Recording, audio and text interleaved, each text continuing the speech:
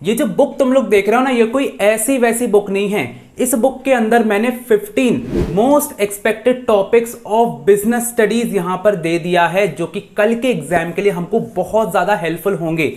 सो जिन भी बच्चों ने अभी तक पढ़ाई नहीं करी है या फिर बिजी थे, नहीं कर पा रहे थे, ये टॉपिक्स भैया अपन को आज रात से लेकर के कल सुबह तक कंप्लीट करके कैसे करके जाना है। और अगर जिन बच्चों ने पढ़ाई कर ली है उनको ये टॉपिक्स रिवाइज करके जरूर जाना है। ये जो बुक है ये मुझे हाफ ब्लड प्रिंस ने दी है, तो बिल्कुल हैरी पॉटर से निकल करके आई है। और इसके अंदर जो जादुई टॉपिक्स हैं वो अपन को यहां पे करके जाना ही जाना है। तो सबसे पहला टॉपिक जो कि मोस्ट इंपॉर्टेंट है, that is from financial management chapter. तो सबसे पहले जाके रिटर्न ऑन इन्वेस्टमेंट, जब वो रेट ऑफ इंटरेस्ट से ज्यादा होता है या फिर कम होता है तो यहां पर क्या हम करते हैं, तो यहां पर ये आपको ध्यान रखना है, आपको डेट टू इक्विटी में मिल जाएगा जो कि स्ट्रक्चर हमारा होता है। इसके अलावा जो सेकंड टॉपिक मैं आपको इस चैप्टर से दूंगा, दैट इज आपका investment decision and dividend decision. अब देखो ज्यादा नहीं पढ़ना है, यहां पर आपको क्या करना है कि जो 3 से 4 यहां पर फैक्टर्स आपको पढ़ के चले जाना है। तो यहां पर कॉस्ट हो गया, रिस्क हो गया, state of capital, marketing conditions, जो कि कॉमन आपके टॉपिक्स है ना, इनको अच्छे से करके चले जाना है।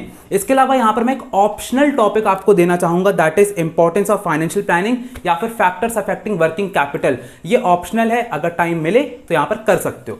अब हम लोग अपने थर्ड टॉपिक के ऊपर चलते हैं, तो यहां पर फाइनेंशियल मार्केट अपना आ जाता है। Financial market is really important. तो यहां पर सबसे पहले आपको फंक्शंस ऑफ स्टॉक एक्सचेंज करके जाना है। इट्स अ कंपलसरी टॉपिक जो कि आपको यहां पर करना है। इसके अलावा अगर मैं आपको एक चॉइस दूं तो यहां पर एक ऑप्शनल टॉपिक में दे सकता हूं ट्रेडिंग प्रोसीजर का। अगर टाइम मिले तो जल्दी सिर्फ उसकी सब हेडिंग्स ही देख करके चले जाना, ताकि प्रोसेस में कुछ तो लिख करके आ सकते हो अगर आया तो।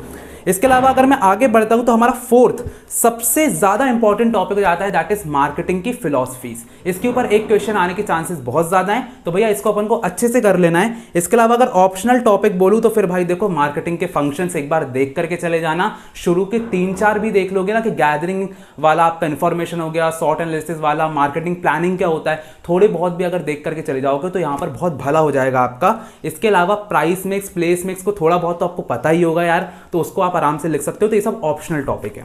अगर मैं अपने फिफ्थ सबसे इंपॉर्टेंट टॉपिक के ऊपर चलता हूं तो that is from directing chapter. तो यहां पर आपको बैरियर्स ऑफ कम्युनिकेशन या फिर बैरियर्स टू कम्युनिकेशन यहां पर करके जाना है। तो सेमेंटिक बैरियर्स आपका बहुत ज्यादा इंपॉर्टेंट है, साइकोलॉजिकल बैरियर्स भी आपका इंपॉर्टेंट है, अगर टाइम मिले तो कर लेना, वरना सिमेंटिक तो करके जाना ही जाना है।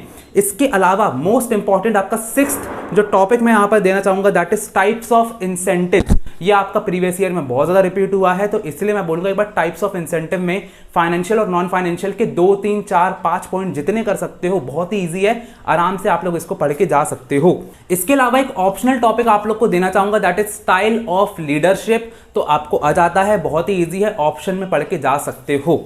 अब जो 7th टॉपिक हमारा आता है, that is from controlling chapter. तो अगर मैं कंट्रोलिंग चैप्टर की बात करूं तो यहां पर फंक्शंस बहुत ज्यादा इंपॉर्टेंट है, कि judging accuracy of standards, accomplishing organisational goal, ये बहुत ज्यादा इंपॉर्टेंट है, आ जाते हैं, तो ये आप करके चले जाओ। लेकिन इसके अलावा अगर प्रोसेस कर सकते हो तो बहुत अच्छी बात है। खासकर प्लानिंग और कंट्रोलिंग के बीच में क्या रिलेशनशिप होती है, इसको थोड़ा सा पढ़ के चले जाओगे तो यहां पर हो सकता है। बट वही है, क्योंकि 15 टॉपिक बोले हैं तो यहां पर ऑप्शंस कुछ बता रहा हूं कि टाइम मिले तो भैया इनको कर लेना। इसके अलावा 8th आपका सबसे ज्यादा इंपॉर्टेंट टॉपिक ऑर्गेनाइजिंग से आता है, that is merits and demerits of functional and divisional structure. इन दोनों को भैया करके जाना है। एक क्वेश्चन आपको ऑर्गेनाइजेशनल स्ट्रक्चर पे जरूर मिलेगा और केस स्टडी वाला मिलेगा, तो इसको आपको कंपलसरी आपको करके जाना है। ऑप्शनल टॉपिक की अगर बात करता हूं इस चैप्टर से, टाइम मिले तो यहां पर आपकी ऑर्गेनाइजिंग प्रोसेस भैया कर लेना, और इसके अलावा डेलीगेशन और डिसेंट्रलाइजेशन का डिफरेंस देख करके चले जाना, तो वो तुमको थोड़ा हो जाएगा। वैसे ऑर्गेनाइजिंग जो प्रोसेस है उसके ऊपर एमसीक्यूज आते हैं, तो बेटा प्लीज थोड़ा सा अगर टाइम मिले तो कर लेना। अगर मैं प्लानिंग की बात करता हूं तो यहां पर लिमिटेशंस ऑफ प्लानिंग बहुत ज्यादा इंपॉर्टेंट है, आता ही आता है आपका। इसके अलावा अगर टाइम मिले तो यहां पर टाइप्स ऑफ प्लान आप कर सकते हो। तो 9 टॉपिक्स अभी तक मैं आपको बता चुका हूं। 10th टॉपिक हमारा आता है स्टाफिंग चैप्टर से, दैट इज हमारी सिलेक्शन प्रोसेस। सिलेक्शन प्रोसेस से आपको कहीं ना कहीं एमसीक्यू देखने को मिलेगा, या फिर आपका जो बड़ी वाला जो क्वेश्चन है वो केस स्टडी आपको जरूर से जरूर देखने को मिल जाएगी। डायरेक्ट क्वेश्चन यहां पर आने के ज्यादा से ज्यादा चांसेस हैं। तो इसके अलावा आपका internal and external source of recruitment हमारा 11th टॉपिक हो जाता है। So this is also compulsory, you have to do it, क्योंकि वेस्टिब्यूल ट्रेनिंग आपका कहीं ना कहीं आ जाता है, इसलिए एक इंपॉर्टेंट टॉपिक है। अगर टाइम मिल जाता है एक ऑप्शनल टॉपिक देता हूं, that is benefits of training. थोड़ा सा भी 2023 में बहुत ज्यादा आया था, इसलिए बोलूंगा एक बार कर लेना। इसके अलावा अगर मैं कंज्यूमर राइट्स की बात करता हूं तो सारे राइट तुमने ऑलरेडी पढ़ के रखे होंगे, तो वो तो मैं नहीं दूंगा। इसके अलावा मैं तुमको एक ही चीज बोलूंगा कि इसमें रिस्पॉन्सिबिलिटीज एक बार जल्दी से देख लेना कि कंज्यूमर की रिस्पॉन्सिबिलिटीज क्या होती हैं। इसके अलावा तुमको जल्दी से देखना है कि जो 3 टायर रिड्रेसल सिस्टम है इसमें तुम्हें क्या करना है कि जैसे कि आपका डिस्ट्रिक्ट कमीशन है तो वो कितना उस पर क्लेम लगता है, जैसे कि 10 करोड़ का, जैसे कि 10 लाख का क्लेम लगता है तो डिस्ट्रिक्ट में जाते हैं, 5 करोड़ तक का लगता है तो स्टेट कमीशन जाते हैं, उससे ज्यादा लगता है 10 करोड़ से ऊपर का लगता है तो नेशनल जाते हैं, और फिर बहुत ज्यादा लग जाता है 100 करोड़ का तो सुप्रीम कोर्ट जाते हैं। तो सबका आपको जो क्लेम है वो देख लेना है, इसके ऊपर आपको एमसीक्यूज आ सकते हैं। इसके अलावा आपको रिस्पॉन्सिबिलिटी के ऊपर एक जो क्वेश्चन है बड़ा वाला आ सकता है, तो एक बार इसको देख करके बस बेटा चले जाना, हो जाएगा। इसके अलावा 13 सबसे ज्यादा इंपॉर्टेंट टॉपिक आपका बिजनेस एनवायरनमेंट से आता है, जिसमें आपको फीचर्स ऑफ बिजनेस एनवायरनमेंट, तो चलो ठीक है एक ऑप्शनल रख लो, but dimensions of business environment से पक्का एक ना क्वेश्चन आएगा। वैसे मैं बोलना चाहूंगा फीचर्स भी बेटा थोड़ा सा पढ़ लेना क्योंकि आ जाता है, तो एक ऑप्शनल टॉपिक मैं यहां पर आपको दे देता हूं। मैनेजमेंट की अगर मैं बात करता हूं तो यहां पर एफिशिएंसी और इफेक्टिवनेस आपका आएगा।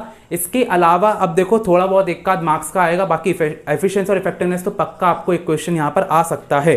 अब अगर मैं प्रिंसिपल्स ऑफ मैनेजमेंट की बात करूं तो सिर्फ यही एक चैप्टर है जहां पर मुझे थोड़ा सा दिक्कत जाता है, क्योंकि इसको कोई भी प्रेडिक्ट नहीं कर सकता कि कौन सा प्रिंसिपल इन लोग उठा करके दे सकते हैं, ठीक है। तो इसका एक डायरेक्ट क्वेश्चन आपको आ जाता है और इसका एक इनडायरेक्ट क्वेश्चन यानी कि केस स्टडी में भी आ जाता है, तो सेट पे डिपेंड करेगा।